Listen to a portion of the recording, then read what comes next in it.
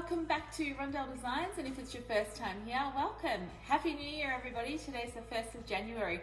So I thought what better time to talk about setting up your space for your business in 2021. Now whether that be at home or in a separate space, I have my studio at my co-working space. I'm going to give you a little tour. I've just moved my studio from one of the other studios in the space, and it's quite small and compact, so I just want to show you, you don't need a lot of space. So whether you're at home and you've got a spare room, or you've got a garage, or even if you've just got a nook or a corner in your bedroom or a living area, you can really make a space specific for business. So when you go into that area, you've got your business hat on.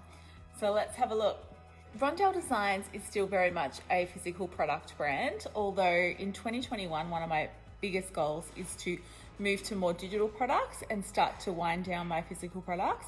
But because I am still making, I do have to have space for my sewing machine. So this is where I sit and sew my products, which are mostly organic wheat bags, eye pillows, mini rice bags, that sort of thing. I have my cutting table here and all my products down here, the raw materials like wheat and rice and stuff.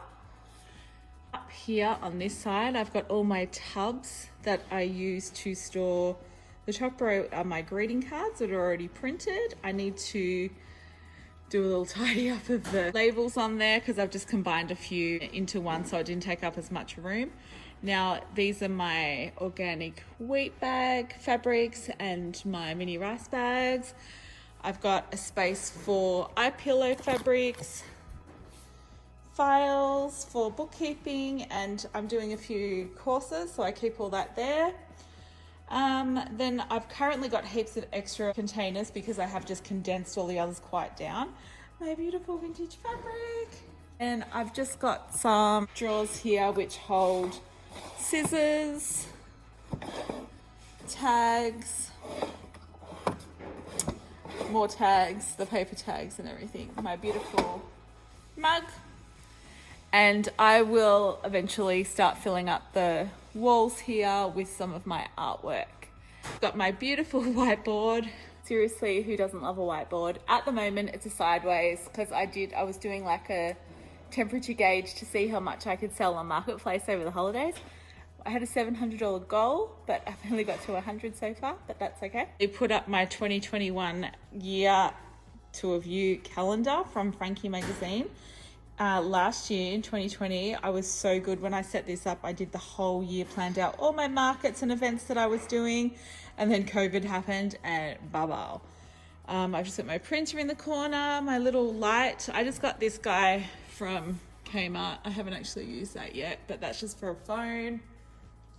So this space is quite small. What do you need in your studio? It needs to be functional. First of all, it needs to be organized so you can find your things easily. Whether you're doing physical products or digital products or whatever, you need to make sure that the things that you need in your business are nice and accessible. So this table that I'm sitting at now, although it's currently my sewing table, it also doubles as my office table. I can just literally put the sewing machine on the ground. I have this little whiteboard which I use for top 3 daily tasks. So every day I need to fill that in first thing and try and get at least those 3 things ticked off. My big whiteboard, I'm not quite sure how I'll use that this year. I'll probably do like what's happening this month, or monthly goals, targets, and track how I'm going throughout the month. So think about where you can set up a space. The shelving that I've got were from Bunnings. They were pretty affordable, a couple of $100, but it's a good investment so that it's all organized. The storage containers I got from IKEA and Kmart. That's pretty much it. This big cutting table I got from Bunnings as well. It's actually designed as like a garage storage shelf.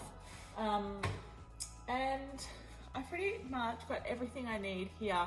Now, because I do paint as well, I have another space set upstairs in this co-working space for my painting. So have fun designing your space. Think about what your main activities are going to be in your studio or office, and go and set up a Pinterest board, get some ideas, look at what furniture and features you've already got at home so you don't need to spend a lot of money necessarily. Make sure you've got the bare bones of it set up, and then you can add little details as you go. But you really want your studio or office to be a place that you love to come, that you feel comfortable and productive in.